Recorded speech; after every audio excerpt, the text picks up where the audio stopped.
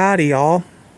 This is another turbo-tastic front-end rebuild video courtesy of the one and only Adventure Link. That's me! And in today's video we're going to tackle the inner and outer tie rods on your 2003 through 2011 Ford Panther platform vehicle. The patient in question is a 2004 Mercury Grand Marquis GS. Just as a fair warning before we get started today, you may or may not be able to see this very well. But as you can see from right here all the way to the other end, this is a rack and pinion unit. And to get this off the bat right now, I'm going to say this again, this is a video for a 2003 through 2011 Ford Panther platform vehicle for the inner and outer tie rods. The main reason is because Ford switched over to the rack and pinion type of steering mechanism for the 2003 through 2011 Ford Panthers.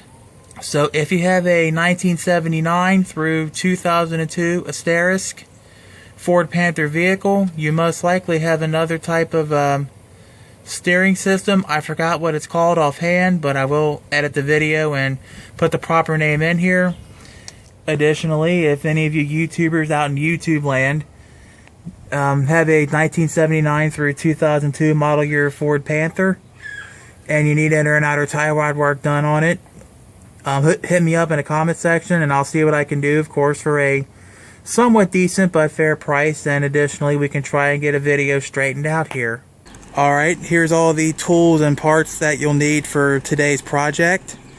I bought all these off of Amazon.com. I will give Amazon.com Prime optimized links for all the parts and tools in the video description. Yes, we will need special tools. I've got a awhile tie rod puller kit, part number 46800. I've got an OTC front end service kit. Part number appears to be 6295. The passenger side outer tie rod is a MEOE-72. Passenger front side tie rod. The regular tie rod for the inner tie rod is MEOE-174. And of course I got the sides of the adapter that you'll need. It's a 1/7/16 adapter. 74 pound-feet when you torque the new tie rod into the rack and pinion. And the driver's side is MEOE-73. And of course I got torque specs for the castle nut and the nut on the rear of the tie rod. These specs here are the same as on the outer tie rod over there. I will of course repeat all the torque specs later on. Now just as a heads up with the tools, if this is all you're going to do is, you know, Ford Panthers, like your own car, your buddy's car, or if you're a fleet mechanic and that's all you do all day, every day is Panthers, then the tools I use in this video should be of help to you. And just as a heads up, we only need to focus on the outer tie rod pullers. We don't need the entire kit, but that's what I got because I'm going to be going in this profession anyway. Despite the little pacemaker implant, I still plan on doing this professionally. So if you are going to do this professionally, I would advise that you do get complete kits, or as complete as you can, because this is 2013 when I filmed this video, and probably later on there's going to be more tools for newer vehicles that I'll have to get, etc. Okay, so now that we got all the background and history about Ford steering systems, Amazon Prime, and tools and supplies that you'll need for today's project, it's time for the moment y'all been waiting for. The actual extraction and install process. With that being said, step 0 is disable the air suspension on your vehicle if you have one. That's why it's step 0. Some vehicles have one, others don't. If yours has one, it would be right around here. And just as a fair warning, failure to disable the air suspension before jacking the vehicle up can cause permanent damage to the air suspension components. And believe me, this is not a fun or a cheap repair to accomplish. But the next thing you want to do is get your vehicle up in the air using jack stands, a forearm lift or a drive-on lift. Do not use ramps, it will not be of help to you. Make sure that your vehicle is squared, secured, and your rear wheels are blocked off if applicable. Because safety, structural integrity, quality, the right tools and parts for the job, and doing the job right the first time, every time, are number one. The next thing you want to do is remove the tire. It is a 21mm socket or 13/16. Just as a heads up, if you're using hand tools and not an impact gun, I would personally pop all these lugs loose, spin them off the stud halfway, then jack the car up, then remove the lugs and the tire. Pardon my dust here, but I was trying to fix an ABS problem. It's fixed. I just gotta solder these these splices together, put heat shrink wrap on it, and then wrap it up on electric tape, and then zip tie it to this upper control arm. But our point of focus right now is this outer tie rod here. This nut is 18mm, and just as a fair warning, when you try to remove it, it's just going to spin and spin and spin because this is technically like a ball joint here. So what I would do is take note of this, because luckily Ford was nice enough to give us a provision here for our socket, so that way we can find the appropriate size socket, fit it on the ratchet, and then screw it off. Then what you want to do is get your 18mm closed box wrench, put it over this nut, get your ratchet with the appropriate size socket, put it up here, hold your box wrench tight, and then use the ratchet to get this castle nut off of the stud of the outer control arm. The next thing you want to do is measure the distance between the back of the nut and where the threads start where the threads end on the inner tie rod. As you can see, it looks like it's about 1/2 inch to 5/8 of an inch long. You then want to take a measurement and record it. Just as a fair warning, do not just take my measurement for granted. Measure this yourself. This could very well be different on your car compared to mine. This is part of your steering and suspension system, and as a result, your tie rods are part of how your alignment is configured and set up. Failure to get this right or close to right, or even getting this vehicle aligned when this job is over with, can result in, at the very least, ride problems and vibrations and control issues, if not premature wearing of your steering and suspension components up to and including the tires. So once again, please just take your own measurement and record it on a scratch piece of paper or something. You will need it for later. Just as a heads up, before you pull the outer tie rod out, you may want to also loosen this nut here first. Otherwise, if you don't, you're going to be in for a world of hurt. Okay, got a few more things to go over.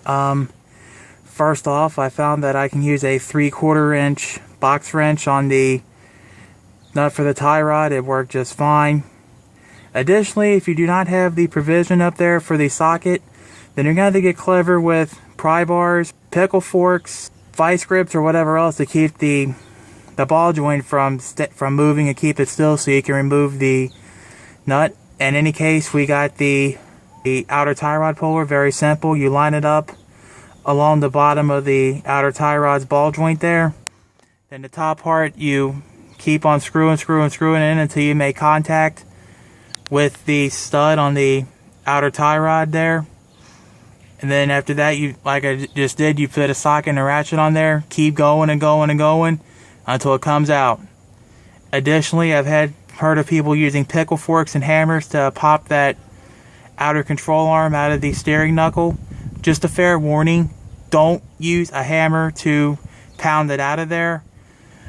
If you're going to do that, at least put the nut on there and make it flush with the end of the stud, then have at you.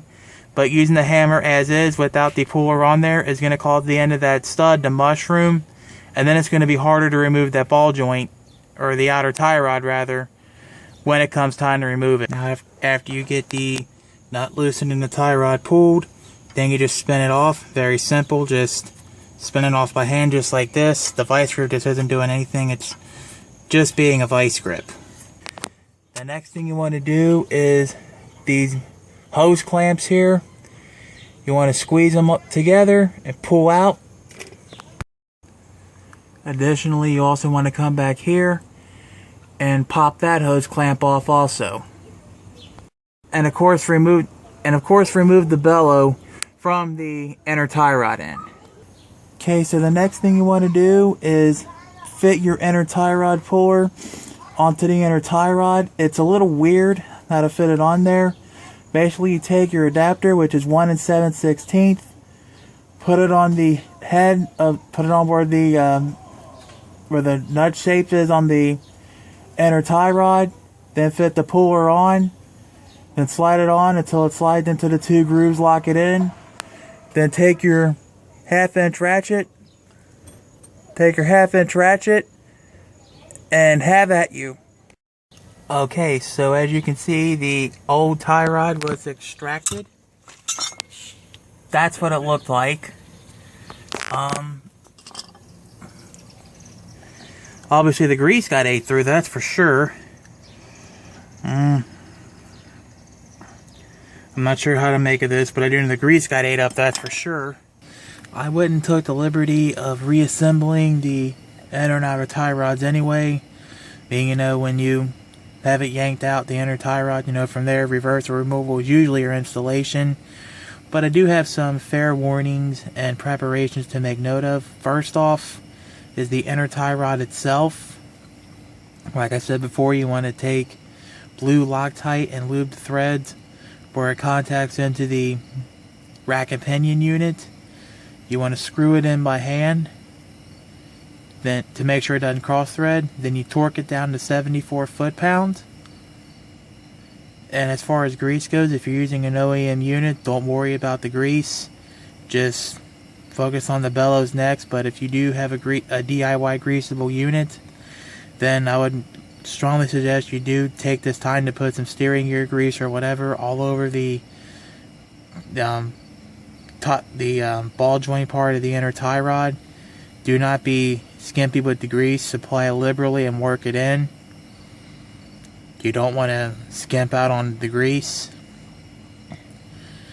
Then for the bellows, if you're like me and you destroyed the original hose clamp things that held it on, you can always use zip ties like I did in the back, or you can use the little worm clamps.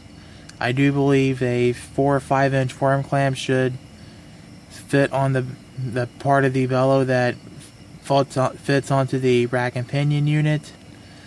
A 3/4 to 1.5 inch hose clamp should fit on the part that contacts the inner tie rod, as you can see. As for the jam nut and the outer tie rod, what I would do first is initially take the jam nut and spin it around on your inner tie rod to the measurement that you took earlier. Then spin your outer tie rod onto that's where it contacts the jam nut. Then you have to keep measuring it and then keep messing with the jam nut and the outer tie rod to where it sets up nice and straight like this, and it's still within the measurement that you took from earlier.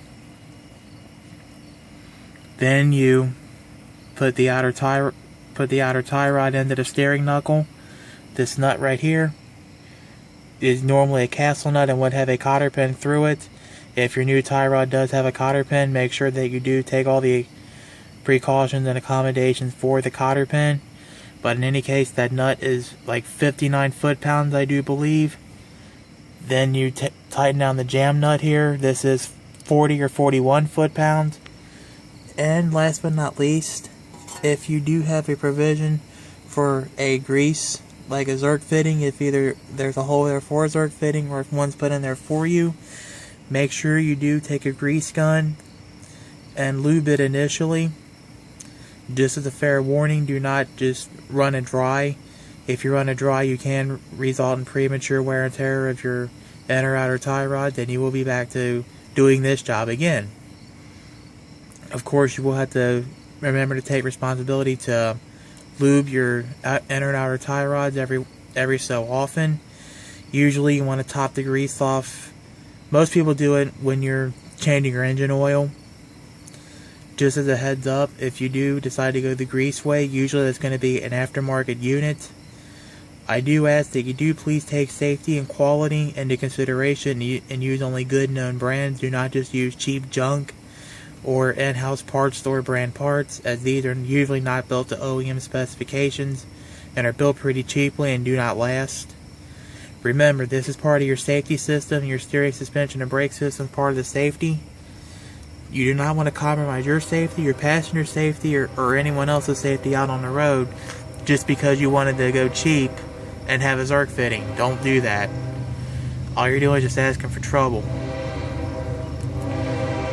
And from here, I do believe that from here the reverse removal really would be your installation. And once again,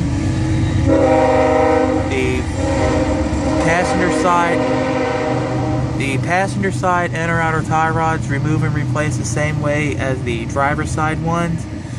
And I will stress again, don't be a turkey. Get your alignment checked and adjusted after doing this job. And with that being said, I bid you adieu. Don't forget your alignment check and adjustment. And that's it.